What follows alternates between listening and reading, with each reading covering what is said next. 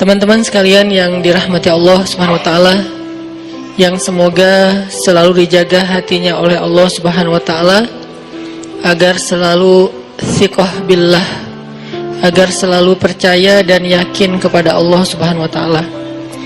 Karena kelemahan kita itu berawal saat kita mulai meragukan Allah.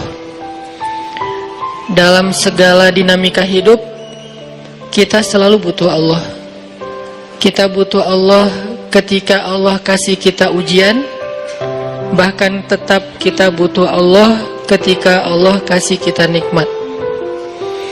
Kalau kita butuh Allah saat diuji, agar kesabaran kita terjaga.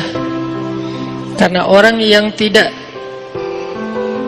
ditemani atau dibersamai oleh Allah Subhanahu wa taala ketika dia sedang diuji, maka dia akan mudah untuk berkeluh kesah, bahkan berputus asa.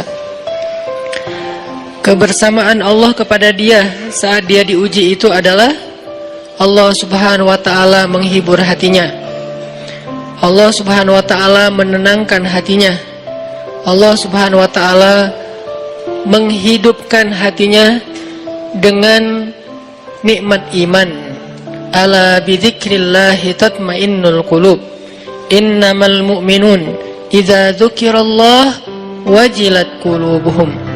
Bukankah dengan mengingat Allah hati menjadi tenang? Dan orang yang beriman apabila diingatkan dengan nama Allah, disebut nama Allah, maka hatinya akan bergetar.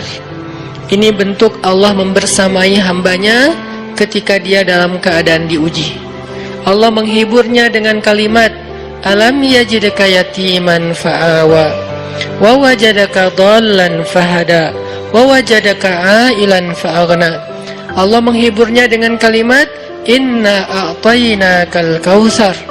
Allah menghiburnya dengan kalimat, kalla saya'lamun summa kalla saya'lamun. Allah menghiburnya dengan kalimat, la tahzan innallaha ma'ana. Ini adalah ketika Allah membersamai seorang hamba saat dia dalam keadaan diuji. Allah membersamai hamba juga ketika dia dalam keadaan diberi nikmat. Karena tanpa itu, maka seseorang akan jatuh justru kepada dosa-dosa karena dia mendapatkan banyak kenikmatan hidup. Kalau Allah Subhanahu wa taala tidak menjaga dia saat dia diberi nikmat, maka nikmat itu justru menjadi jalan bagi dia untuk terjerumus kepada banyak dosa. Justru nikmat itulah yang menjadi penghalang bagi dia untuk mengingat Allah. Karena dia sibuk menikmati hidupnya, akhirnya dia terhalang dari mengingat Allah tepat waktu. Sibuk menikmati hidupnya, terhalang dari Allah untuk bangun tengah malam.